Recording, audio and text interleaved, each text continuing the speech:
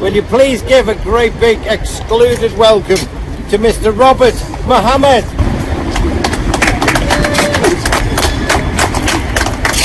Hello everyone. I actually wrote 3 pages of notes which I was actually going to talk about.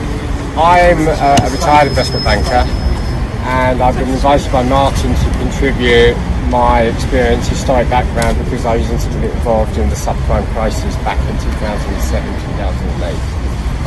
I understand the structure and the innovation and the creativity of banks in terms of moving delinquent assets off their balance sheet to give a greater and better and more enhanced economic return. I think what this government, and I also, just while I was trying to remember, I also had the misfortune or good fortune to meet Rishi many years ago in Abu Dhabi in 2007-2008 when he was an associate at Goldman Sachs and he was plugging the same structured investment vehicles to sell to Middle Eastern investors. So there's a couple of things I wanted to say. One, the first thing is banks are smarter, invariably bankers are smarter than the regulators. No young person with first class honours degree or whatever who choose to go and be a regulator, he or she would always try and be a banker because there's more economic upside there. So the regulators are always chasing the tails of banks. So whatever the regulations say, the banks are much more innovative, fast moving and much more dynamic. And that's just the way it is.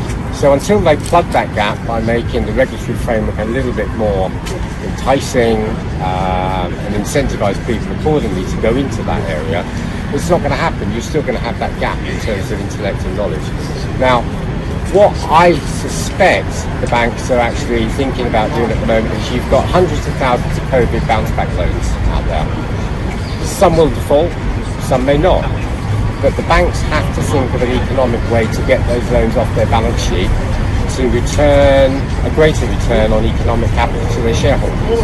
They can't do that with bounce back loans that are earning 3, 4, 5%. So they want to get double digits. They want to get 10, 20% if they can.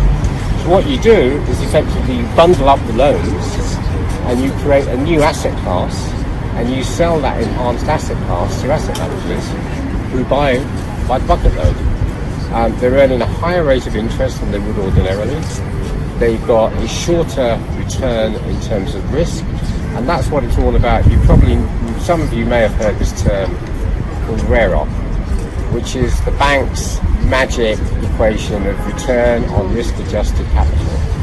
Everything that goes into a bank in terms of its lending has to be modelled and quantified on the economic risk and the value and the return for the bank and its shareholders on that capital.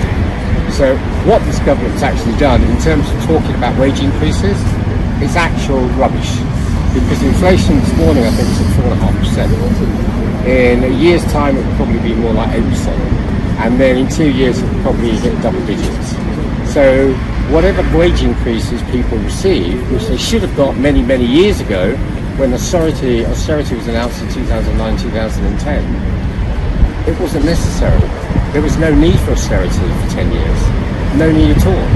And the fact of the matter is, the Conservative government deliberately lets millions and millions of people fall straight through the cracks and turned a blind eye. So instead of actually doing something for the many, they've actually done very little. But they've enhanced the benefit of the few.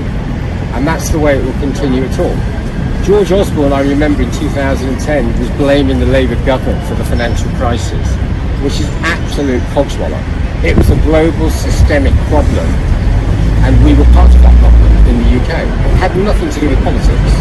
It was the regulators taking their eye off the ball and allowing bankers to run the gauntlet in terms of revenue. And with revenue, higher revenue, you get paid a bit of bonus. That's just the way it is. So until you plug that gap and you make it more manageable, sorry, because I'm not going to shout over there.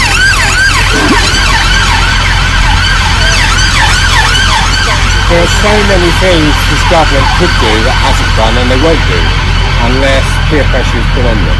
At the end of the day, allocating contracts to your mates to earn them hundreds of millions of pounds is one thing.